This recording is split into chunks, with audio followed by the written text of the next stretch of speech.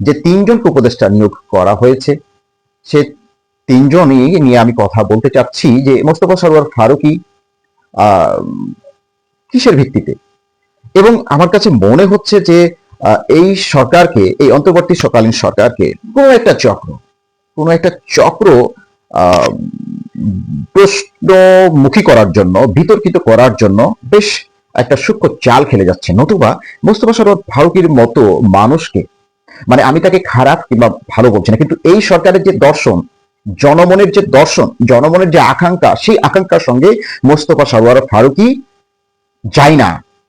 আর এর বাইরে যদি কথা থাকে, মোস্তফা সরোয়ার ফারুকী এই সরকারকে বা আমাদের এই দেশকে দেওয়ার মতো, মানে দেশের শাসনভার চালার মতো কিংবা আমাদের দেশকে পরিচালনা করার মতো এমন কোনো মহাযোগ্য ব্যক্তি নয় যে তাকে অন্য কোনো ভালো মন্দ গুলো অ্যাভয়েড করে বা এক পাশে রেখে তাকে দেশের স্বার্থে কাজে লাগিয়েছি আমরা, এমন ব্যক্তিত্বও কিন্তু তিনি নয়। হ্যাঁ, তিনি একটা পরিচালক যিনি নাটক সিনেমা বানায়। এই নাটক সিনেমা বানানোর লোকও যদি এইরকম সিচুয়েশনে দেশের সর্বোচ্চ জায়গায় দেশ পরিচালনার কাজে আমরা তাকে নিয়োগ দিই, আমরা তাকে সিলেক্ট করি।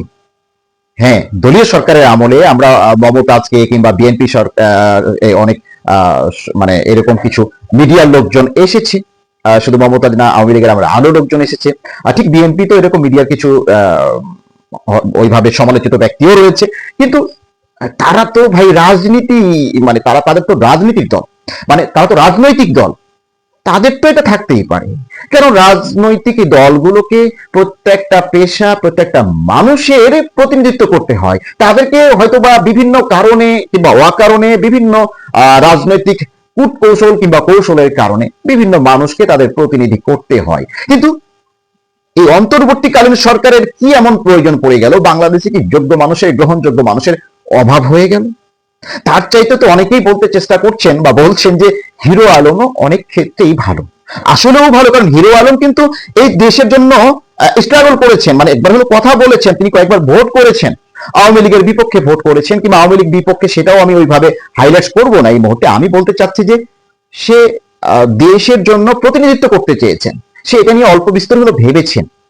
কিন্তু একজন মানুষ যিনি রাজনীতির সঙ্গে যুক্ত নয় কিংবা অ্যাটলিস্ট সুশীল সমাজের কেউ না কিংবা গ্রহণযোগ্য কোনো ব্যক্তি না, অল ওভার সার্বজনীন মানুষের কাছে যিনি মিডিয়া অ্যাঙ্গেলে সুপরিচিত নাকি সমালোচিত সেটা অন্য একটা আলোচনা, কিন্তু সে মিডিয়া অ্যাঙ্গেলে পরিচিত।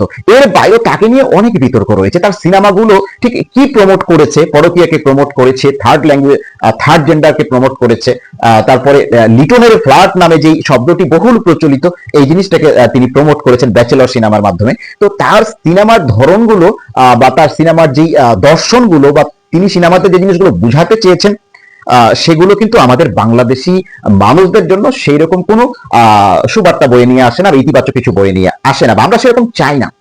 কিন্তু এই মানুষটাকে কিসের ভিত্তিতে উপদেষ্টা বানানো হলো, এটা সবার মনে আসলে বড় প্রশ্ন।